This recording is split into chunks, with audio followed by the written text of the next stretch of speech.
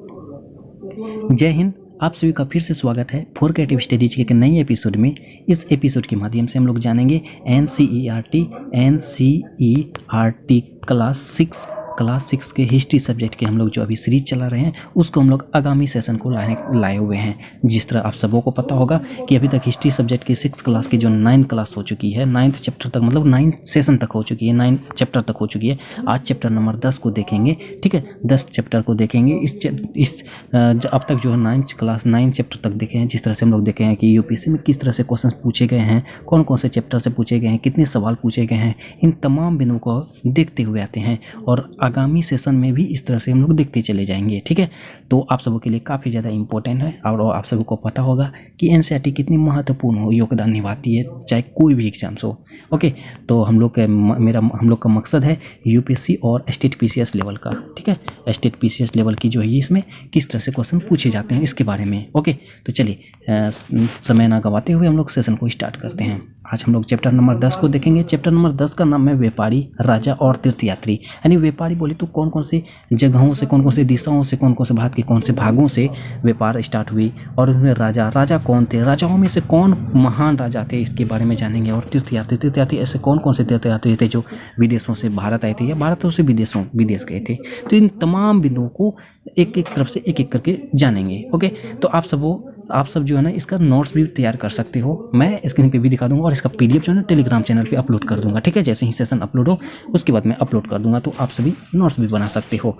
Okay, तो देखिए कहा जाता है दक्षिण भारत के जो है दक्षिणी भाग से जो ना सबसे ज़्यादा सोना मसाले और उनमें से खास तौर पर जो ना काली मिर्च का जो है ना काफ़ी ज़्यादा प्रसिद्धि थी। ठीक है, दक्षिणी भारत से जो है ना आपको पूछा जा सकता है कि दक्षिणी भारत से कौन सी चीज़ों की व्यापारी ज़्यादातर होती थी, प्रसिद्धि होती थी। तो आपके ऑप्शन में सोना हो सकता है, मसाले हो सकता है, उसमें से खास तौर पर जो है ना काली मिर्च की काफ़ी ज़्यादा व्यापार हुआ करती थी। ठीक है, और कीमती पत्थरों के लिए काफ़ी ज़्यादा प्रसिद्धि पाई गई थी। कौन? दक्षिणी भारत उस समय के कालों में। ठीक है, समझ गए, दक्षिण भारत के बारे में समझ चुके हैं। सोना, मसाले, खास तौर पर जो काली मिर्च हुआ करते थे इसकी व्यापारी काफ़ी ज़्यादा प्रसिद्धि थी, और इसके साथ साथ जो है कीमती पत्थरों के लिए भी काफ़ी ज़्यादा प्रसिद्धि प्राप्त था। उसके बाद नेक्स्ट का था रोमन साम्राज्य जो था इसके बारे में कहा जाता है रोमन साम्राज्य जो काली मिर्च को काला सोना कहते थे। मतलब कि रोमन साम्राज्य को कहा जाता था। इसमें से सबसे ज़्यादा जो ये क्या करते थे, काली मिर्च का व्यापार करते थे। इसलिए सभी ने इसको क्या किया, इसको काला सोना का नाम दे दिया गया। रोमन साम्राज्य का अगर हम लोग उपनाम बोले तो काला सोना भी कह सकते हैं रोमन साम्राज्य को। क्लियर? ओके, चलो आगे देखता है संगम कविता में क्या कहता है। संगम कविता में जो ना मुवेदार की चर्चा की गई है। अब देखिए मुवेदार क्या होता है, मुवेदार के बारे में देखिए। इसको जो मुवेदार को तमिल शब्दों में कहा जाता है तीन मुखिया जो है ये तमिल शब्दों में कहा जाता है। देखिए ऐसे कुछ ऐसे भी वर्ड्स होते हैं जो हम लोग हिंदी में नहीं समझ सकते हैं, और ये जो ना आपके एनसीईआरटी की पुस्तक में दिया गया है। ठीक है, तो मुवेदार होता है क्या, तीन मुखिया बोले तो मुखिया क्या होता है, मुखिया तो आप सभी जानते होंगे, जो जिस तरह से भी अगर बोला जाए।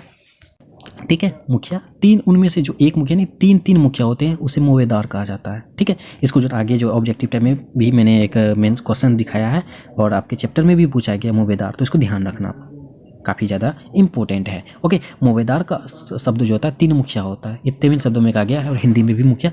देखिए इसमें जो तीन शासक हुआ करते हैं, तीन मुखिया तीन शासक। ठीक है, कौन कौन से देखो मैं दिखा रहा हूँ, चोल, चेर तथा पांडे, ये इंपॉर्टेंट है। ठीक है, मुवेदार में कौन कौन से शासक हुआ करते थे, चोल, चेर तथा पांडे, ये शासक हुआ करते थे, तीन शासक। और इसकी जो चर्चा की गई है उनमें से 2300 साल पहले, यानी कि 2300 साल पहले ये काफ़ी ज़्यादा शक्तिशाली हुआ करती थी। ठीक है, तो इसके बारे में चर्चा की गई है। क्लियर? ये जो है ना देखिए 2300 साल पहले जो है ना ये काफ़ी ज़्यादा शक्तिशाली थी। दक्षिणी भारत में ये काफ़ी ज़्यादा शक्तिशाली थी। ये संगम कविताओं में सुबेदारों में जो है ना चोल, चेर तथा पांडे, ये दक्षिण भारत में सबसे ज़्यादा शक्तिशाली हुआ करते थे। क्लियर? तो यहाँ तक की बातें समझ में आ चुकी होगी। उसके बाद अगला कहता है सातवाहनों का प्रमुख राजा। सातवाहनों का जो है ना प्रमुख राजा कौन था, गोमती पुत्र सातकर्णी। बोले तो गोमती पुत्र जो गोमती माँ का नाम है, गोमती जो है माँ का नाम है और उसका एक पुत्र है उनकी एक पुत्र है जिसका नाम है सातकर्णी। तो सातकर्णी जो है सातवाहनों का प्रमुख राजा है। समझ में आ गई? सातवाहनों में एक प्रमुख राजा है जिनका नाम सातकर्णी है। सातकर्णी का माता का नाम है गोमती। ठीक है, गोमती पुत्र, मैंने समझाने के लिए गोमती पुत्र लिखा हुआ है। ओके, तो इसमें कहा जाता है, और इसकी चर्चा ही जो है सातकर्णी की चर्चा जो है हम लोग अभिलेख गोमती बलसरी, ठीक है, गोमती बलसरी में देख सकते हैं। यानी माँ लिखा है, इसे माँ ने ही लिखा है सातकर्णी के बारे में। समझ में आ चुकी है यहाँ तक की बातें? फिर से मैं रिपीट कर दे रहा हूँ। सातवाहनों का प्रमुख राजा कौन है? सातकर्णी।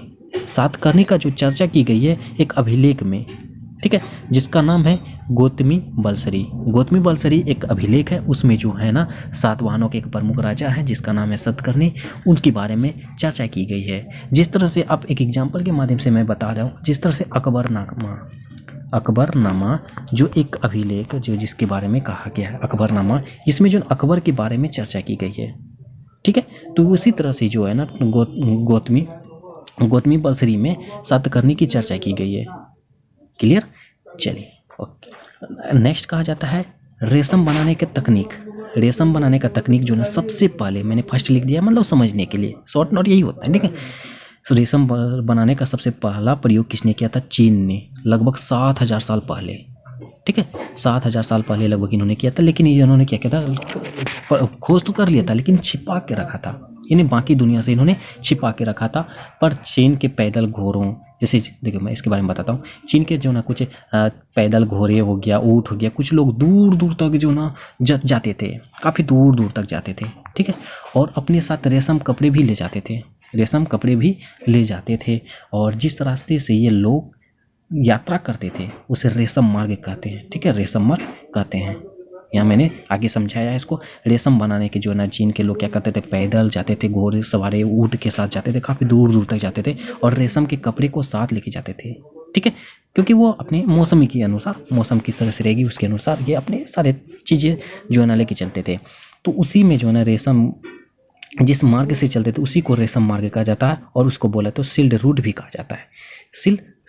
सिल्क रूट भी कहा जाता है। ठीक है, तो समझ गए यहाँ तक कि? उसके बाद कहता है सिल्क रूट पर नियंत्रण रखने वाला शासक। सिल्क रूट पर जो है रेशम मार्ग पर नियंत्रण रखने वाला शासक कौन कौन से थे, इसके बारे में कहता कुषाण शासक था। सबसे पहला जो है सिल्क रूट पर नियंत्रण रखने वाला शासक कुषाण थे, और ये लगभग 2000 साल पहले मध्य एशिया तथा पश्चिम उत्तर भारत पर शासन किया था।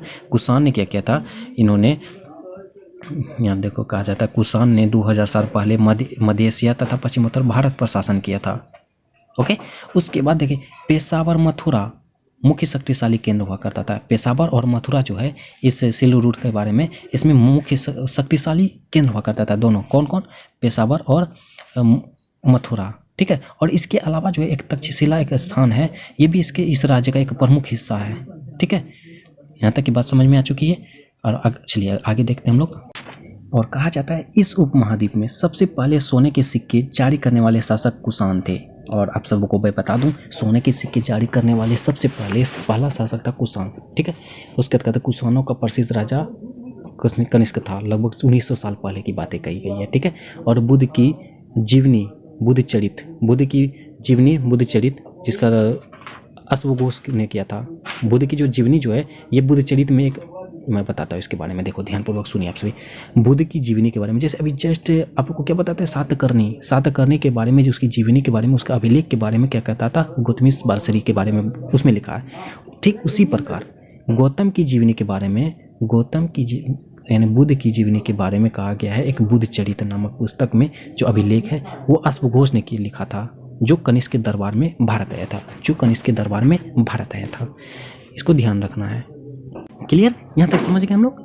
आगे देखिए, आगे कहा जाता है बौद्ध धर्म दक्षिण पूर्व। बौद्ध धर्म जो दक्षिण पूर्व में क्या किया था, इन्होंने जो अपना प्रसार किया था, बौद्ध धर्म की जो प्रसार होने लगे थे दक्षिण पूर्व में, ये उनमें से है श्रीलंका देश में, म्यांमार में, थाईलैंड में तथा इंडोनेशिया में बौद्ध धर्म का काफ़ी ज़्यादा प्रसार होने लगा और काफ़ी ज़्यादा प्रोग्रेस करने लगा इन तमाम क्षेत्रों पर, इन तमाम देशों पर। ठीक है, उसके बाद चीनी बौद्ध तीर्थयात्री, अभी क्या बताए थे, इस चैप्टर का नाम था व्यापार, राजा और तीर्थकार। तो अब हम लोग व्यापार के बारे में जान चुके थे, जो सोना चांदी था। उसके बाद राजा के बारे में कुषाण राजा हो गया। और तीर्थकारी, देखिए तीर्थकारी जो थे उनमें जो सबसे पहला चीनी बौद्ध तीर्थकार चीनी की तरफ से, जिसका नाम था फासियन। जो लगभग 1600 साल पहले आया था। ठीक है, 1600 साल पहले आया था। स्वेन त्यांग जो है ये 1400 साल पहले आया था। आप सभी ध्यान रखना, इसको काफ़ी ज़्यादा महत्वपूर्ण है। फान सियन जो है 1600 साल पहले आया था और स्वेन त्यांग जो है 1400 साल पहले भारत आया, और उसके बाद ये श्वेतसांग के जो है 50 साल बाद इत्सिंग आया था, मतलब कि 50 साल बाद आया था 1450 भारत में। ओके, तो ये आपको ध्यान में रखना है। फिर से मैं रिपीट कर दे रहा हूँ, जो चीनी के तीर्थयात्री थे, जो चीनी भारत आए थे, उसमें से सबसे पहला है भा सियन जो लगभग 1600 साल पहले आया था, और उसके बाद स्वेन त्यांग 1400 में आया था, और उसके बाद उसके 50 साल बाद, ठीक है, 50 साल बोले तो मतलब 1450 ईस्वी में इत्सिंग भारत आया था। ध्यान में रखना, ये काफ़ी ज़्यादा महत्वपूर्ण है। ठीक है, आपको पूछा जा सकता है कि चीनी बौद्धिक तीर्थकारियों में से सबसे पहले तीर्थकारी कौन थे, तीर्थकारी भारत कौन आए थे, तो आप फासियन मानेंगे सही। उसके बाद ये अगर ईयर पूछते तो लगभग 1600 साल पहले आया था। और उसके बाद अगर पूछा जाए तो श्वेतसांग भी आया था, जो चीनी यात्री का। देखिए, आपको अगर आप स्टेट पीसीएस और यूपीएससी की तैयारी करते हैं तो इस तरह से आपको ईजी वे से नहीं पूछेगा। आपको ये पूछे जा सकते हैं कि श्वेतसांग जो है वो एक तीर्थकारी थे जो भारत आए थे, वो कब आए थे, इस तरह से भी पूछा जा सकता है। या तो ये भी हो सकता है श्वेतसांग जो थे वो 1400 ईस्वी में भारत आए थे, वो किन देशों से बिलोंग करते थे, तो वो चीन से करते थे। ठीक है, इस तरह से क्वेश्चंस बनाए जाते हैं। ओके, आई होप कि समझ गए। उसके बाद उसी तरह से इत्सिंग भी होगी। उसके बाद भक्ति मार्ग की चर्चा, जो भक्ति है उसके बारे में चर्चा किया गया। पवित्र ग्रंथ एक भगवद गीता है, आप सबको पता होगा। भगवद गीता में पवित्र मार्ग की, भक्ति मार्ग के बारे में चर्चा की गई है, उल्लेख की गई है। ओके, उसके बाद कहता है ईसाई धर्म के बारे में। देखिए, ईसाई धर्म लगभग 2000 साल पहले आई। ये पश्चिमी एशिया में था। पश्चिमी एशिया में जो ईसा मसीह का जो है ना, आप सबको पता होगा कि अपना जो दिनांक जो है 1 2 3 कब से आया, पहले ईसापुर हुआ करता था। ठीक है, ईसापुर हुआ करता था। इसी के नाम पर जो है ना तारीखों के बदलाव हुई। ये जो है ना, इसका जन्म कहाँ था, बेथलेहम में हुआ था, जो रोम में पड़ता है। सॉरी, ये ईसा मसीह का जन्म बेथलेहम में हुआ था। और आपको पता होगा ईसा मसीह के बारे में, ईसा मसीह के जन्म से पहले जो है ईसा पूर्व हुआ करता था, और इसके जन्म के बाद से ईसवी आना स्टार्ट हुआ। क्लियर, उसी ईसा मसीह की चर्चा की गई है। ईसा मसीह का जन्म बेथलेहम रोम में हुआ। और केरल में ईसाइयों की सीरियाई इकाई कहते हैं। केरल में जो ईसाई धर्म के लोग हैं उनको क्या कहा जाता है, सीरियाई ईसाई मतलब सीरियाई देश के मानते हैं सब। ठीक है, क्योंकि संभवतः वे पश्चिम एशिया से आए थे, वे विश्व के सबसे पुराने ईसाइयों में से एक है। समझ चुके यहाँ तक की बातें? 6 क्लास में इतना तक की बातें दी गई है। ठीक है, उसके बाद देखिए, ये आपके अभ्यास प्रश्न है। अभ्यास प्रश्न को मैंने आपको हल करके सामने दिया है, इसको ध्यान रखना, काफ़ी ज़्यादा महत्वपूर्ण है। जैसे दक्षिणापथ के स्वामी, अभी मैंने बताया था, दक्षिणापथ के स्वामी कौन थे, सातवाहन शासक। सातवाहन शासकों में से सबसे प्रमुख शासक कौन थे, सातकर्णी। याद आया, वही है सातकर्णी। ठीक है, गोमतीपुत्र। ओके, चलो। उसके तो मूवेंदार जो था, अभी जस्ट मैंने बताया था, जो तमिल भाषाओं में इनको 3 मुखिया कहा गया था। याद आया, 3 शासक हुआ करते थे, जिसका नाम है, देखो, जिसका नाम है चोल, चेर, पांडे। अभी कोई बोला था, याद करना इसको, चेल, चोर, पांडे। ठीक है, उसके बाद अश्वघोष के बारे में बताया था, महायान बौद्ध धर्म का, इसके बारे में चर्चा की गई है। ठीक है, और तो बोधिसत्व, जो बोध चरित्र के बारे में चर्चा किया गया है। श्वेतसांग जो एक चीनी यात्री थे, अभी जस्ट मैंने बताया था। श्वेतसांग कब आया था, श्वेतसांग जो है ये 1400 ईस्वी में भारत आया था। इसके 50 साल बाद जो है कौन आया था, इंतिंग्स आया था 1450 में। इससे पहले कौन आया था, फा सियन जो 1600 साल पहले आया था। ठीक है, लास्ट में थोड़ा अजीब सा हो गया बात है, कोई बात नहीं। ठीक है, चलिए यहाँ तक समझ गए। और एक होता है बोधिसत्व। ठीक है, बोधिसत्व जो ज्ञान प्राप्ति के बाद एकांतवास करते हुए ध्यान साधना करते थे, इसको न मानते हुए जो है क्या कहता, वो ज्ञान अर्जन करने की ओर ध्यान दिया था। ठीक है, तो इसके बारे में चर्चा की गई है।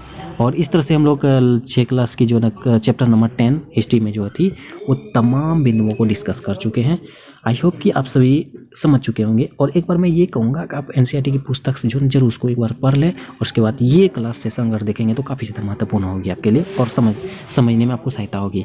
और एक सजेशन मानो तो आप क्या करो, जैसे ही मैं कल के सेशन में क्या करूँगा, यूनिट नंबर यानी चैप्टर नंबर 11 को लाऊंगा। तो आप एक बार 11 नंबर चैप्टर को पढ़ के आना और आपको काफ़ी ज़्यादा समझ में आएगी। मैं देखना बोल देता हूँ, आप एक बार पढ़ के आना, आपको बहुत ज़्यादा हेल्प होगी। ठीक है, तो आज के सेशन में बस इतना ही रहने देंगे। और एक निवेदन है आप सभी से, जो भी चैनल में पहली बार आए हैं और चैनल को सब्सक्राइब नहीं किए, प्लीज़ चैनल को सब्सक्राइब जरूर कर लेना और बेल आइकन को ही जरूर करना। सेशन अच्छा लगे तो लाइक कीजिएगा। अगर कोई भी डाउट हो तो डाउट कमेंट बॉक्स में पूछिए और अपने दोस्तों को भी ज़्यादा से ज़्यादा शेयर कीजिए। चलिए मिलते हैं नेक्स्ट सेशन में, तब तक के लिए थैंक यू। जय हिंद।